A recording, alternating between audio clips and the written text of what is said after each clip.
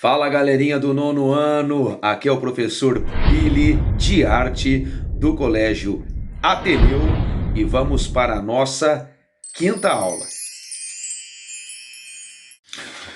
Bom pessoal, vamos aí na página 15 da apostila, acompanha a leitura comigo e a gente vai dar algumas pausas aí para fazer algumas observações no decorrer da leitura, tá? Não, lembrando que a gente anteriormente estava falando sobre offset, impressão digital, né? Sobre serigrafia, os tipos móveis, a história, né? Enfim, da impressão, as tecnologias avançadas atualmente, a risografia, enfim, o design em geral. E agora a gente vai falar sobre a questão dos fundamentos do design gráfico, né? Os fundamentos do design gráfico. O trabalho de design gráfico está em praticamente tudo que nos rodeia no universo urbano dos dias de hoje, contemporâneo. Contemporâneo é dos dias de hoje, né? Bom, está presente em embalagens que você vê em supermercados. Então, toda aqueles dizeres, né? O tipo de grafia, o tipo de letra, a colocação das imagens dentro de um determinado perímetro ali, tudo na questão comercial, né? Para vender, faz parte do design gráfico, esse trabalho. Em camisetas, né, no caso, as roupas que são impressas imagens também. Em aparelhos como televisão, claro, quando você faz uma propaganda na televisão, enfim, o profissional cria uma propaganda para a televisão, tudo passa pelas mãos do design gráfico. Placas de trânsito também são informativas, precisam ter evidentemente, transmitir a informação de forma clara, né? Nessas placas que estão nas ruas, além de materiais impressos, né? Materiais impressos como cartões de visita e capas de livros. Os cartões de visita são muito importantes, né? Tem que ter um equilíbrio, as letras, o formato das letras, as imagens que vão no cartão, as informações, o local onde é colocadas essas informações, não só as capas de livros também, o interior dos livros, né? As imagens, toda aquela decoração que é feita nos livros, a ilustração dos livros, né? Enfim, tudo tem que estar agradável aos olhos do observador, principalmente para a questão de consumo daquelas informações. E, evidentemente, o consumo dos produtos. Então, o termo design gráfico foi cunhado, quer dizer, foi criado em 1922 por William Dreams. William Dreams. E, desde então, a indústria o ampliou para abraçar outros tipos de arte, incluindo a tipografia e a web art. Bom, a tipografia, aí do lado dá para a gente ler aí na própria apostila, uma explicação que a tipografia vem do grego typos, que quer dizer forma, e graphen, que quer dizer escrita. Então, uma forma, a escrita em seus formatos, os formatos da escrita, né? De um modo geral. Então, pode ser definida como o estudo e ou o processo de criação para a composição de um texto, para dar às páginas ou à página impressa forma e ordem estrutural. Então, a tipografia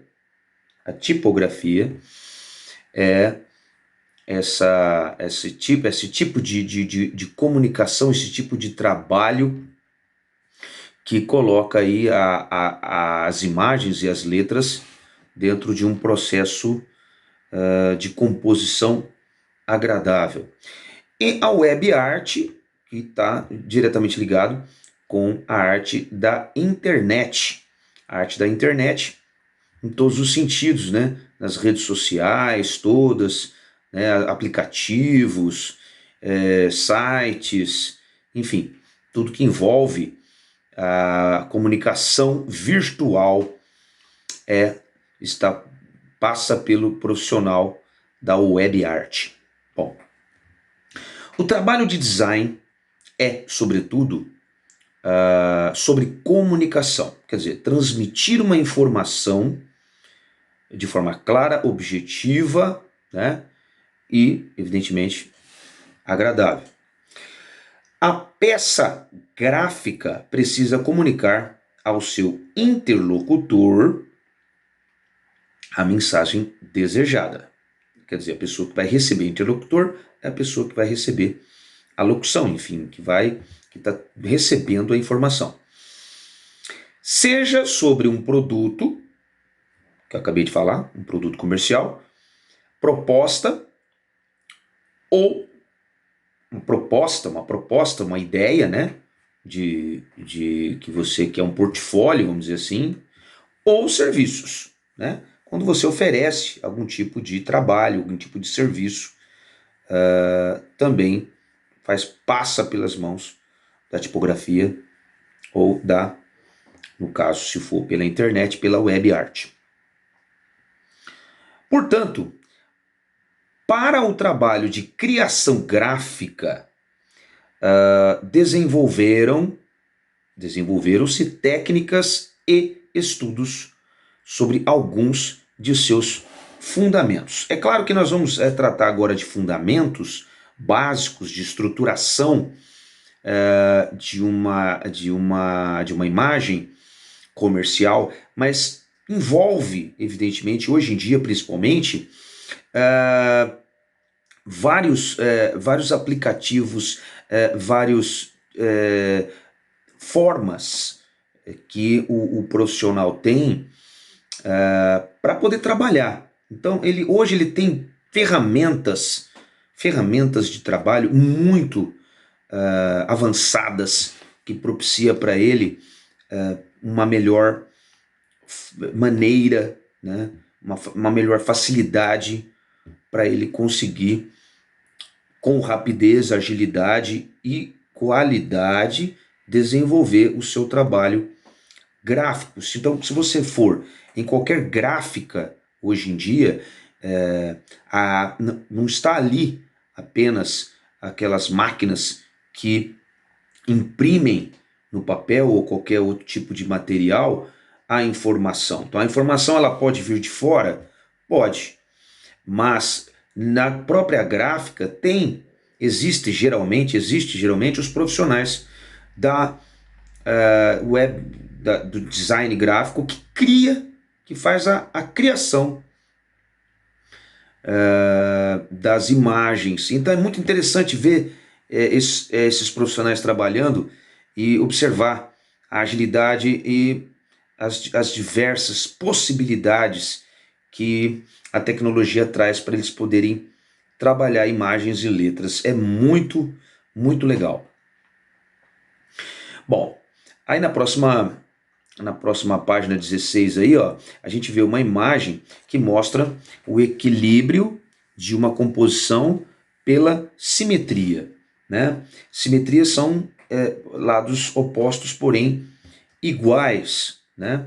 Então você vê que a simetria é algo muito importante para a composição de uma imagem, né, para ser trabalhada comercialmente.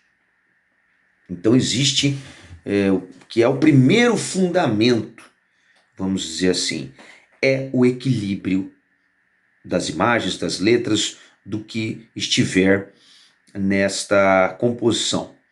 Então, o primeiro fundamento é o equilíbrio responsável por fornecer estabilidade e estrutura a um projeto de design. Gente, isso não é só no papel, não, tá? Como eu disse, pode ser qualquer coisa. Inclusive, existem vários tipos de impressões para diversos tipos de produtos, né? Desde de um instrumento musical até adesivar carros, enfim, caminhões, então uma série de coisas, né? Banners, enfim, tem uma infinidade de propostas. Então, trata-se da avaliação do peso distribuído visualmente no espaço, né, para deixar equilibrado, mediante a disposição de diferentes elementos do design. Então, vai desde a letra, imagem, enfim, tudo que pode ser colocado. Então, o equilíbrio ele pode variar de acordo com o posicionamento, o local onde está sendo colocado, o contraste pode ser até de várias maneiras, de tamanho, de cores, enfim. A textura, quer dizer, a qualidade daquela impressão e a forma, tamanho, enfim, tudo que envolve a colocação dessas imagens, entre outros aspectos. Contudo, ele não se estabelece recorrendo apenas à simetria. O equilíbrio simétrico igual é alcançado por meio da criação de estruturas idênticas nas duas metades do projeto de design, quer dizer, dos dois lados. É obtido com a variação dos elementos em cada metade do projeto, mantendo a estabilidade visual. Tem que ser agradável, né? O observador, o cliente, a pessoa que está, o interlocutor no caso, tem que agradar aos olhos e essa estabilidade visual tem que existir. Para criar um projeto equilibrado, o designer deve ter em mente todos os elementos para ter um arranjo visual esteticamente agradável. Então, isso acontece muito hoje em dia em posts de divulgação de eventos. Então vai ter um show, vai ter uma palestra, vai ter, enfim, um tipo de evento, uma festa, e eles fazem esses posts de divulgação que são compartilhados nas redes sociais, Facebook, Instagram, TikTok, WhatsApp, muito divulgado, né? E, enfim, então existem esses profissionais que criam esses flyers, esses posts, eles têm que seguir esse tipo de regra. Então você pode ver nessa próxima imagem aí que aquelas mesmas propostas de imagens, essas bolinhas azuis, podem ser qualquer coisa, pode ser uma letra, pode ser uma imagem, pode ser uma palavra, uma frase, enfim. Então eles estão representando aí tudo que você vai colocar dentro dessa publicidade e primeiro lá em cima de uma forma simétrica, equilibrada, e agora já mostrando de uma forma assimétrica, desequilibrada dos elementos na composição e que torna a visibilidade um pouco mais complicada e disforme. Bom, zoom. O estudo da Gestalt e, consequentemente, da forma de percepção humana levou os psicólogos a perceber a existência de padrões de comportamento visual.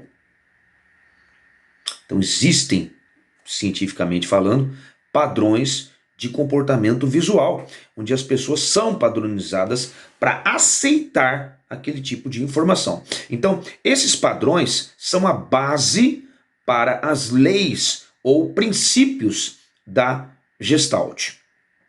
Então veja bem, são parte de um comportamento natural do cérebro, comportamento natural do cérebro que absorve essas informações, que reage, que regem a compreensão das formas visuais, entende o que está sendo visto. Então, elas nos dizem sobre o comportamento do olhar, a organização perceptiva e sobre os atalhos mentais que nossos cérebros criam para resolver as formas visuais, tá? Então, tudo, o nosso cérebro está conectado a uma determinada atitude que ele mesmo desenvolve naturalmente, como as batidas do coração, que acontece de forma involuntária. Então, de forma involuntária também, o cérebro percebe estas informações, tá? Então, em vez de decifrar cada parte da forma visual, nosso cérebro lê a soma de tudo. Veja bem, ele percebe o todo primeiro. Então, isso porque, para ele, o todo é mais importante que a parte. Por isso, quando vemos uma árvore, por exemplo, não reparamos no conjunto tronco, depois galho, depois folhas, depois frutos. Não.